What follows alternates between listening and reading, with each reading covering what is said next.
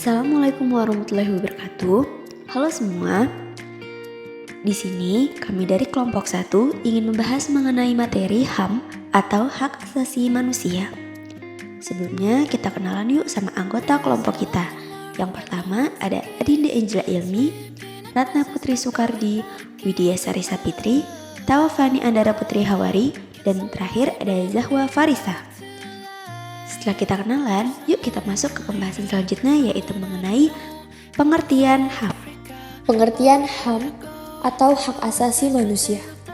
Hak asasi manusia adalah seperangkat hak yang melekat pada hakikat dan keberadaan manusia sebagai makhluk Tuhan Yang Maha Esa dan merupakan anugerahnya yang wajib dihormati, dijunjung tinggi, dan dilindungi oleh negara, hukum, pemerintah, dan setiap orang demi kehormatan serta perlindungan harkat dan martabat manusia. Sejarah Deklarasi Universal HAM. Deklarasi Universal HAM merupakan respons atas banyaknya dehumanisasi. Pelanggaran HAM dapat dilihat dari kekejaman Perang Dunia II dari tahun 1939 hingga 1945. Sepanjang sejarah manusia, selalu ada penjajahan, perbudakan, dan pembantaian terhadap sesama manusia. Hal inilah yang melatar belakangi lahirnya DUHAM. Harry S. Truman yang menjabat sebagai Presiden Amerika Serikat pada tahun 1946 menginisiasi penyusunan International Bill of Rights atau Deklarasi Hak-Hak yang berlaku internasional. Komisi Hak Asasi Manusia Perserikatan Bangsa-Bangsa atau PBB, aparat ECOSOC, Economic and Social Council bersama 18 anggota komisi memulai sidang pada Januari 1947. Sidang dipimpin oleh Ketua Komisi Eleanor. Hampir 2 tahun berselang, hasil kerja disampaikan pada 10 Desember 1948 dalam sidang umum PBB di Istana Taillet, Paris. Dari 58 negara perwakilan dalam sidang tersebut, 48 negara setuju, 8 negara abstain, dan 2 negara tidak hadir. Setelah disetujui oleh suara mayoritas, International Bill of Human Rights dideklarasikan menjadi DUHAM. DUHAM disahkan dan diumumkan oleh Majelis Umum PBB melalui Resolusi 217A3. Klasifikasi HAM. Menurut Undang-Undang Nomor 39 Tahun 1999 tentang Hak Asasi Manusia, hak asasi manusia terdiri dari beberapa macam yang diantaranya 1. Hak asasi untuk hidup. Contoh dari hak asasi untuk hidup seperti manusia berhak untuk hidup, setiap manusia berhak untuk mempertahankan hidupnya, dan setiap manusia berhak meningkatkan kesejahteraan hidupnya. Yang kedua, hak asasi berkeluarga dan melanjutkan keturunan. Terdapat beberapa contoh dari hak asasi berkeluarga dan melanjutkan keturunan, yaitu setiap manusia atau individu berhak untuk membangun sebuah keluarga tanpa harus ada tekanan, serta berhak untuk memiliki keturunan lewat suatu perkawinan yang sah. Ketiga, hak mengembangkan diri. Setiap manusia berhak untuk mengembangkan dirinya secara layak. Oleh sebab itu, muncullah hak asasi untuk mengembangkan diri. Keempat, hak memperoleh keadilan. Setiap manusia berhak untuk mendapatkan keadilan yang sama di mata hukum, sehingga tidak ada diskriminasi terhadap individu atau kelompok tertentu. Yang kelima, hak atas kebebasan pribadi. Dalam kehidupan sehari-hari, setiap manusia berhak untuk menentukan kebebasan yang akan dipilihnya. Keenam, hak atas rasa aman. Setiap orang berhak untuk mendapatkan rasa aman sehingga dalam menjalani kehidupan akan lebih tenang. Ketujuh, hak kesejahteraan. Adanya hak asasi manusia ini memberikan manusia untuk mendapatkan hak kesejahteraan. Manusia yang dapat hidup sejahtera, maka kehidupannya bisa berjalan dengan baik. 8. Hak untuk ikut serta dalam pemerintahan.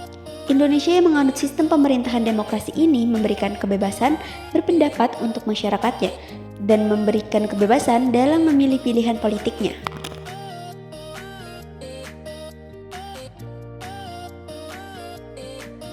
Klasifikasi HAM yang ke-9 yaitu hak wanita. Berdasarkan Undang-Undang Nomor 39 Tahun 1999 ini, terdapat hak wanita. Beberapa contoh dari hak wanita seperti wanita berhak untuk memperoleh perlindungan khusus dalam melaksanakan pekerjaannya, wanita berhak untuk memilih pekerjaan yang sesuai dengan peraturan perundang-undangan, Wanita berhak menentukan kewarganegaraannya setelah menikah dengan pria berkewarganegaraan asing. Kemudian yang ke-10 ada hak anak. Setiap anak yang lahir di dunia ini mempunyai hak atas perlindungan oleh orang tua, keluarga, masyarakat, dan negara. Contoh dari hak anak seperti anak berhak untuk mendapatkan sebuah nama dan status kewarganegaraan. Setiap anak berhak beribadah, berpikir, dan berekspresi dengan bimbingan orang tua atau wali. Dan setiap anak berhak untuk memperoleh suatu perlindungan hukum dari segala macam tindak kekerasan, baik itu secara fisik maupun mental. Selanjutnya ada ciri-ciri HAM. Yang pertama, HAM bersifat hakiki.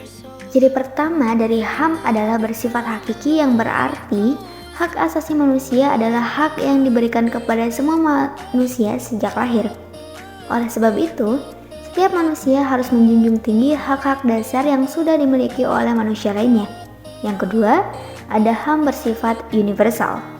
Ciri kedua dari HAM adalah bersifat universal, yang berarti hak asasi manusia berlaku untuk setiap manusia yang ada di seluruh dunia tanpa melihat latar belakang dari manusia itu sendiri. Yang ketiga, ada HAM bersifat tidak bisa dicabut. Ciri ketiga dari HAM adalah bersifat tidak bisa dicabut karena ciri hak asasi manusia yang satu ini dapat diartikan bahwa hak-hak dasar yang sudah ada dalam diri manusia sejak lahir tidak bisa diserahkan kepada orang lain atau tidak bisa dirampas oleh orang lain. Yang keempat, ada bersifat tidak bisa dibagi. Ciri yang keempat ini adalah bersifat tidak bisa dibagi, yang berarti setiap manusia berhak untuk memperoleh semua hak yang sama, seperti hak sipil dan hak politik, hak ekonomi, serta hak sosial dan budaya. Jika HAM dibagi-bagi, maka akan ada manusia yang merasa dirinya diperlakukan tidak adil, karena tidak mendapatkan hak yang sama dengan individu-individu lainnya. Contoh pelanggaran HAM. Yang pertama, penyiksaan dan perlakuan merendahkan martabat. Contohnya, penyiksaan fisik atau psikologis terhadap tahanan dalam penjara atau tahanan politik, perlakuan merendahkan martabat, dan penggunaan kekerasan oleh petugas keamanan. Yang kedua, eksekusi mati tanpa proses hukum yang adil. Contohnya, eksekusi mati tanpa pengadilan yang adil atau setelah pengadilan yang tidak memenuhi standar prosedural dan bukti yang cukup. Yang ketiga, penghilangan paksa atau penghilangan orang. Contohnya, penghilangan orang oleh pemerintah atau kelompok bersenjata tanpa proses hukum yang jelas atau informasi yang memadai tentang keberadaan korban. Yang keempat, pelecehan seksual dan kekerasan gender. Contohnya, pemerkosaan, pelecehan seksual, atau kekerasan gender terhadap perempuan dan anak perempuan, terutama dalam konteks konflik bersenjata. Yang kelima, penahanan sembarang atau penahanan tanpa pengadilan. Contohnya, penahanan tanpa alasan yang jelas atau proses hukum yang adil, termasuk penahanan berkepanjangan tanpa dakwaan. Perlindungan HAM di Indonesia. Perlindungan hak asasi manusia di Indonesia adalah upaya pemerintah dan lembaga non-pemerintah untuk memastikan bahwa setiap warga negara Indonesia memiliki hak-hak yang diakui, dihormati, dan dilindungi sesuai dengan prinsip-prinsip yang tercantum dalam konstitusi dan hukum internasional yang telah diratifikasi oleh Indonesia. Upaya ini mencakup perlindungan terhadap hak-hak sipil, politik, ekonomi, sosial, dan budaya individu, serta kelompok-kelompok rentan seperti perempuan, anak-anak, pekerja migran, dan minoritas agama atau etnis. Beberapa langkah konkret yang telah diambil oleh pemerintah Indonesia untuk perlindungan hak asasi manusia antara lain pembentukan Komisi Nasional Hak Asasi Manusia (Komnas HAM) yang bertugas untuk mengawasi, melindungi, dan memajukan hak asasi manusia di Indonesia. Selain itu, ada juga lembaga-lembaga pemerintah dan non-pemerintah lainnya yang terlibat dalam upaya perlindungan hak asasi manusia seperti Komisi Nasional Perlindungan Anak, Komnas PA, dan Komisi untuk Orang Hilang dan Korban Tindak Kekerasan (Kontras).